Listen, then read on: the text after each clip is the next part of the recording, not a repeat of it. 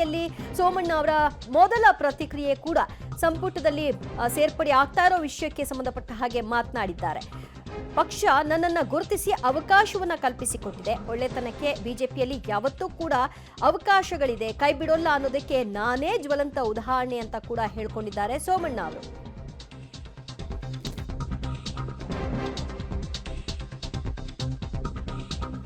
ಕಳೆದ ವಿಧಾನಸಭಾ ಚುನಾವಣೆಯಲ್ಲಿ ಪಕ್ಷ ಹೇಳಿದಂತೆ ಬೇರೆ ಕ್ಷೇತ್ರದಿಂದ ಸ್ಪರ್ಧಿಸಿ ಸೋಲನ್ನ ಕಂಡ ನಂತರದಲ್ಲಿ ಒಂದಷ್ಟು ಬೇಸರವನ್ನು ಕೂಡ ಒಳಗೊಂಡಿದ್ರು.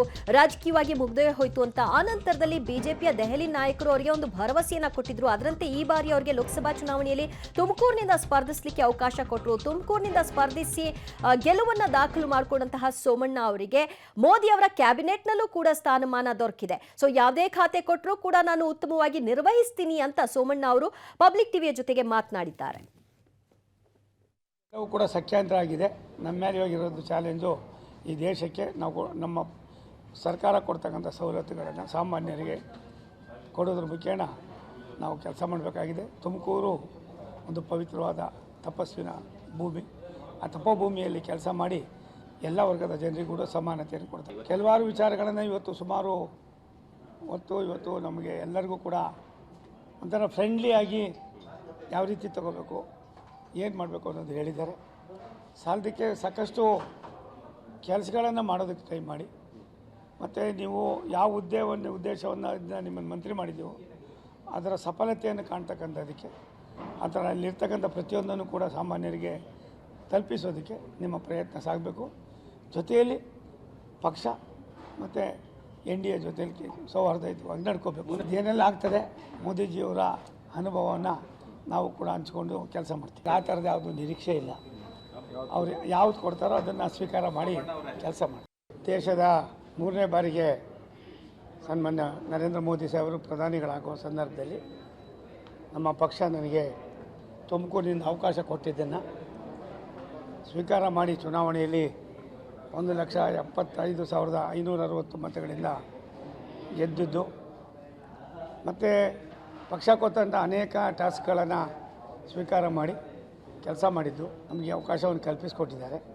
ನಾನು ರಾಷ್ಟ್ರೀಯ ನಾಯಕರಿಗೆ, ರಾಜ್ಯ ನಾಯಕರಿಗೆ ಮತ್ತು ವಿಶೇಷವಾಗಿ ತುಮಕೂರಿನ ಮಹಾಜನತೆಗೆ, ನಮ್ಮ ಆ ಕ್ಷೇತ್ರದ ಮಹಾಜನತೆ ಕೇವಲ 2 ತಿಂಗಳಲ್ಲಿ ನನಗೆ ಅಷ್ಟೊಂದು ಅತ್ಯಂತ ಬಹುಮತವನ್ನು ಕೊಟ್ಟಂಥ ನಮ್ಮ ಪಕ್ಷದ ಮತ್ತಷ್ಟು ಮಾಹಿತಿ ಕೊಡ್ತಾರೆ ನಮ್ಮ ಪ್ರತಿನಿಧಿ ಶಬೀರ್. ಸೋಮಣ್ಣ ಅವರಿಗೆ ಮತ್ತೆ ಸ್ಪರ್ಧೆ ಮಾಡಲಿಕ್ಕೆ ಅವಕಾಶ ಸಿಕ್ಕಿದ್ದೇ ದೊಡ್ಡದು ಅಂತ ಅವರು ಭಾವಿಸಿದ್ರು. ಓಕೆ, ನಿಮ್ ಜೊತೆಗೆ ಸೋಮಣ್ಣ ಅವರು ಕೂಡ ಇದ್ದಾರೆ, ಮಾತನಾಡಿಸಿ. ದಿವ್ಯಾ, ಈಗ ನಮ್ಮ ಜೊತೆಗೆ ಸೋಮಣ್ಣ ಅವರು ಇದ್ದಾರೆ, ನೇರವಾಗಿ ಅವ್ರನ್ನೇ ಮಾತಾಡಿಸ್ತೀನಿ. ಸರ್, ಸಚಿವರಾಗಿ ಆಯ್ಕೆ ಆಗಿದ್ದಾರೆ, ಹೇಗೆ ಅನಿಸ್ತಿದೆ ನಿಮಗೆ? ಜವಾಬ್ದಾರಿ ಜಾಸ್ತಿ ಆಗಿದೆ. ಜವಾಬ್ದಾರಿಯನ್ನು ನಿವಾರಿಸಬೇಕು. ನೀವು ನಿಂತಿದ್ದ ಜವಾಬ್ದಾರಿಯನ್ನು ಮೆಟ್ಟು ನಿಂತು ಕೆಲಸ ಮಾಡಬೇಕಾಗಿದೆ. ವಿಧಾನಸಭೆಯಲ್ಲಿ ಸೋಲನ್ನು ಅಪ್ಪದಾಗ ಸೋಮಣ್ಣವರ ರಾಜಕೀಯ ಭವಿಷ್ಯನೇ ಅಂತ್ಯ ಆಯಿತು ಅಂತ ಕೆಲವರು ಮಾತಾಡ್ಕೊಳ್ತಾ ಇದ್ರು. ಇದೆಲ್ಲ ಭಗವಂತನ ದಯೆ. ಯಾವ್ಯಾವ ಟೈಮ್ ಏನಾಗಬೇಕು ಅದು ಆಗ್ತದೆ. ಆದರೆ ಒಂದು ಸತ್ಯ, ಒಳ್ಳೆತನಕ್ಕೆ, ಒಳ್ಳೆಯವರಿಗೆ, ಒಳ್ಳೆ ಕೆಲಸಗಾರರಿಗೆ ಭಾರತೀಯ ಜನತಾ ಪಕ್ಷ ಎಲ್ಲ ಒಂದು ಕಡೆ ಅವಕಾಶ ಸಿಕ್ಕಿದಾಗ ಅವರ ಕೆಲಸವನ್ನು ಉಪಯೋಗಿಸ್ಕೊಳ್ತಾರೆ ಅನ್ನೋದಕ್ಕೆ ಇದೊಂದು ದೊಡ್ಡ ಸಂದೇಶವನ್ನು ಕೊಟ್ಟಿದೆ. ಹೈಕಮಾಂಡ್ ಕೊಟ್ಟ ಮಾತು ಉಳಿಸ್ಕೊಳ್ತು ಅಂತ ಅನಿಸುತ್ತೆ ಸರ್? 100% ಹೇಗೆ ಅನಿಸ್ತು ಸರ್? ಯಾರು ಫೋನ್ ಮಾಡಿದ್ರು ನಿಮಗೆ? ಮೊದಲಿಗೆ ನಿಮಗೆ ನೀವು ಸೆಲೆಕ್ಟ್ ಆಗಿದ್ದೀರಿ ಅಥವಾ ನೀವು ಕ್ಯಾಬಿನೆಟ್ ಸೇರ್ತಿದ್ದೀರಿ ಅಂತ ಯಾರು ಫೋನ್ ಮಾಡಿದ್ರು? ಅದೆಲ್ಲ ಬೇಡ, ಒಳ್ಳೆಯದಾಗಿದೆ, ಸಂತೋಷ ಆಗಿದೆ. ಪಕ್ಷ ಒಂದು ಜವಾಬ್ದಾರಿ ಕೊಟ್ಟಿದೆ. ಅದನ್ನು ಒಂದು ಅಂಗವಾಗಿ ನಾನು ಕೂಡ ಪಕ್ಷದ ಒಂದು ಅಂಗವಾಗಿ, ಸರ್ಕಾರದ ಒಂದು ಅಂಗವಾಗಿ ಕೆಲಸ ಮಾಡ್ತೀನಿ. ಖಾತೆದ ಏನಾದ್ರು ನಿರೀಕ್ಷೆ ಇದೆ? ಆ ಥರ ನನಗೇನಿಲ್ಲ. ಯಾವ ಖಾತೆ ಕೊಟ್ಟರು ನಡೀತಾರೆ. ದಿವ್ಯಾ, ನೀವು ಕೇಳಿದ್ರಿ, ರಾಜಕೀಯವಾಗಿ ಕೂಡ ಅವರು ಉತ್ತರಿಸುವಂಥ ಕೆಲಸವನ್ನು ಮಾಡಿದರು. ಎಲ್ಲವೂ ಕೂಡ ದೇವರಿದ್ದಾನೆ, ದೇವರು ಎಲ್ಲದಕ್ಕೂ ಉತ್ತರ ಕೊಡ್ತಾನೆ ಅನ್ನುವಂಥ ನಿಟ್ಟಿನಲ್ಲಿ ಅವರು ಉತ್ತರಿಸುವಂಥ ಕೆಲಸವನ್ನು ಕೂಡ ಮಾಡಿದರು. ಸಾಕಷ್ಟು ಖುಷಿಯಾಗಿದ್ದಾರೆ. ಮತ್ತು ಅವರು ಕೂಡ ಒಂದಿಷ್ಟು ನಿರೀಕ್ಷೆಯಲ್ಲಿ ಕಾಯ್ತಾ ಇದ್ದಿದ್ರು. ಅದು ಈಗ ಅಂತಿಮವಾಗಿ ಸಫಲ ಆಗಿರುವಂಥದ್ದಕ್ಕೆ ಅವರು ಕೂಡ ಖುಷಿಯನ್ನು ವ್ಯಕ್ತಪಡಿಸ್ತಾ ಇದ್ದಾರೆ.